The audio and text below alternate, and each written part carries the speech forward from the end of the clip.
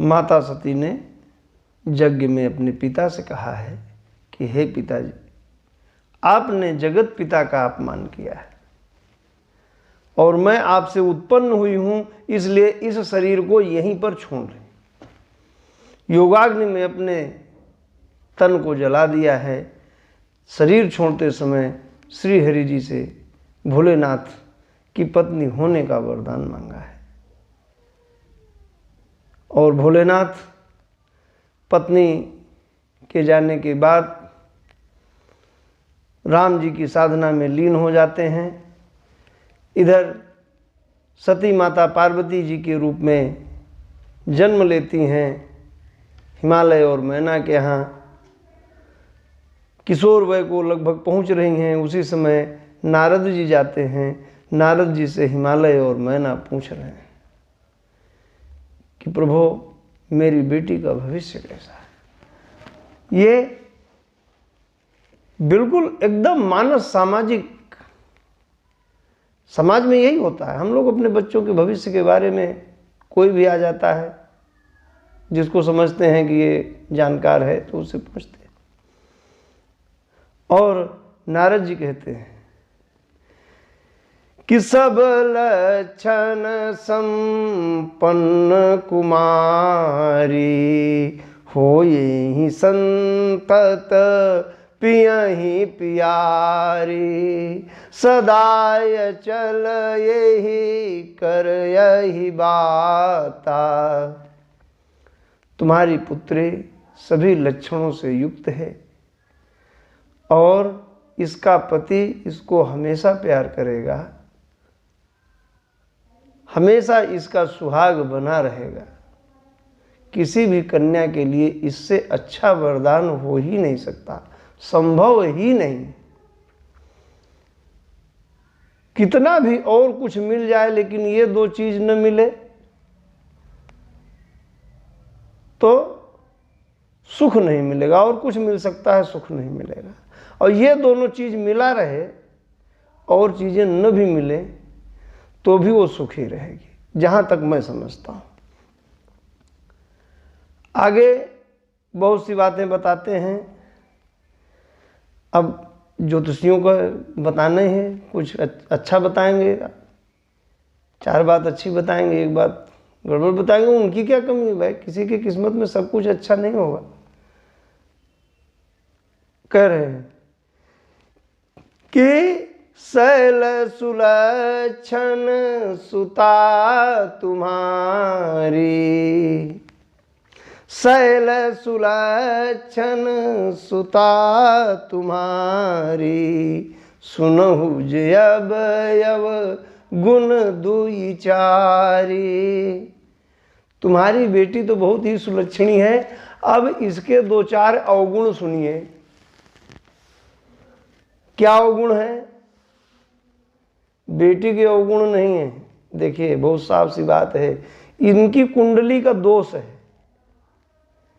इनकी कुंडली में जो दोष है, बेटी के अवगुण नहीं कहा उन्होंने, कि इनके भाग्य में जो दोष है वो क्या है कि जोगी जटिल अकाम मन, नगन अमंगल वेश। इसके हाथ की रेखा ये बता रही है कि इसका पति योगी होगा, जटिल होगा, सरल नहीं होगा, समझना मुश्किल होगा उसको। अकाम निष्काम भाव वाला होगा, अमंगल वेशधारी होगा, थोड़ा मोड़ा कपड़ा पर नंगा टाइप रहेगा। अब माता पिता की हालत खराब, कहते महाराज कोई उपाय बताओ। इसका उपाय क्या है? नारद जी कहते हैं कि भाई ये जो अवगुण मैं बता रहा हूं, ये अवगुण भोलेनाथ में है और भोलेनाथ अगर इनसे शादी कर ले तो समर्थ को नहीं दोष घुसाए। सूर्य में इतनी तपन है लेकिन उनको लोग जल चढ़ाते हैं, चंद्रमा में क्या दाग है, वहाँ भी चंद्रमा को भी लोग पूजा करते हैं, और तमाम तरीके की बातें हैं। तब बोले कि कन्या को कहो कि ये जा कर के जप करे, तप करे, भोलेनाथ की साधना करे, भोलेनाथ प्रसन्न हो जाएं इसके ऊपर।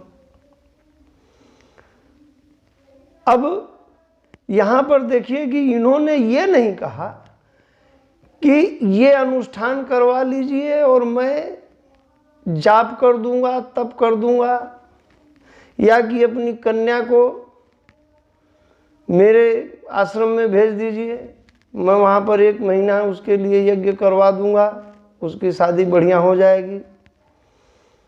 ऐसा नहीं कहा इन्होंने। गोस्वामी जी स्पष्ट लिख रहे हैं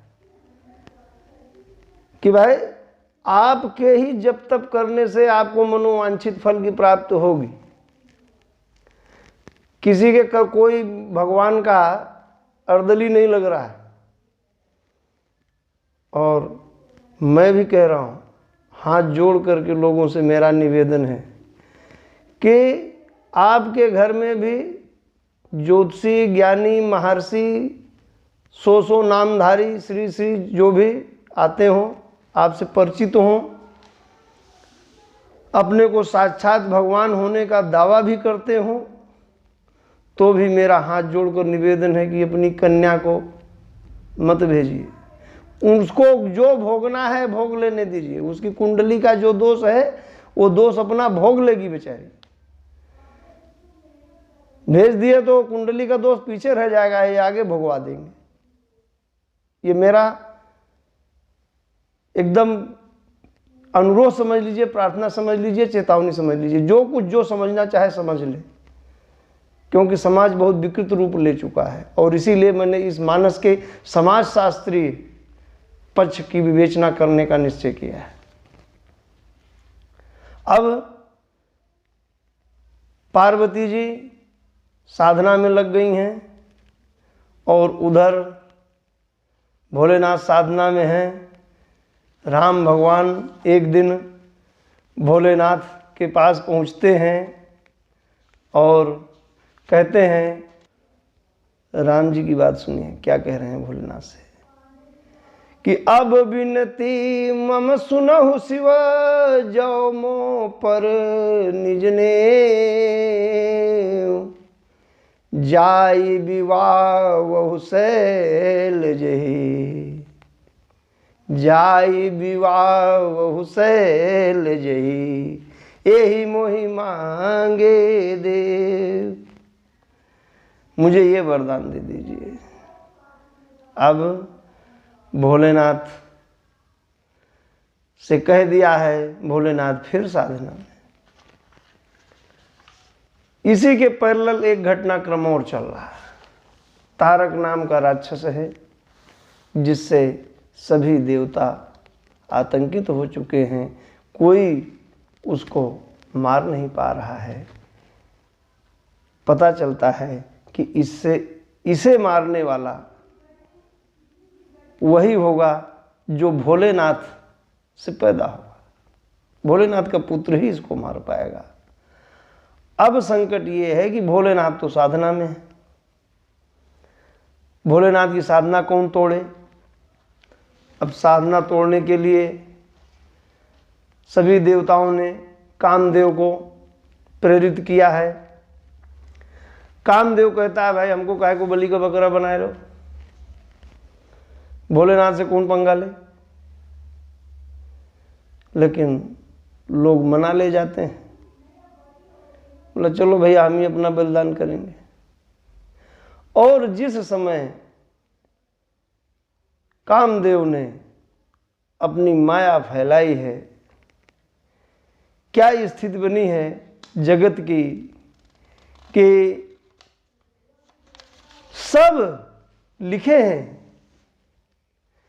गोस्वामी जी कि सब के हृदय मदन अभिलाषा, सब के हृदय में काम की इच्छा। और स्थिति ये बन गई है कि चर जगत तो छोड़िए, अचर जगत भी असामान्य व्यवहार करने लगा। भय काम बस जोगी तापस, पावरनी की को कहे, देखहि चराचर नारी में जे ब्रह्म में देखत रहे। अबला बिलो कहीं पुरुष में, अबला बिलो कहीं पुरुष में, जग पुरुष सब अबलामयम। सारी स्त्रियां पुरुष सब एक दूसरे को उसी रूप में देख रहे हैं। ऐसा कौतुक हुआ है।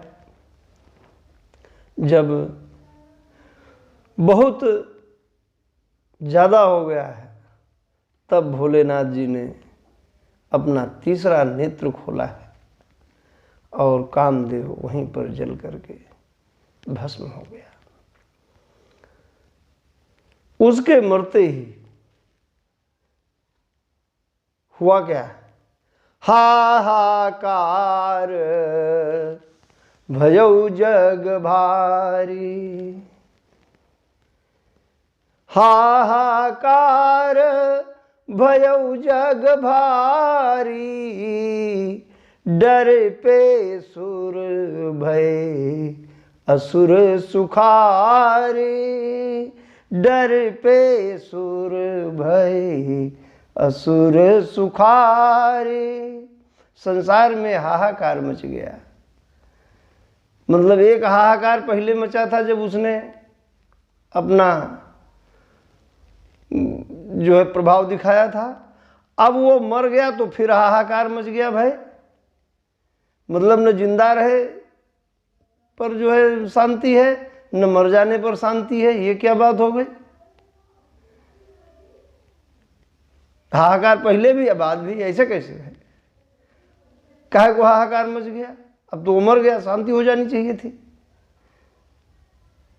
तो और आगे जो लिख रहे हैं कि डर पे सुर भय असुर सुखारी। देवता लोग डर गए, काहे को डर गए भाई? और असुर लोग काहे को सुखी हो गए कामदेव के मरते ही? ये सोचने का विषय है।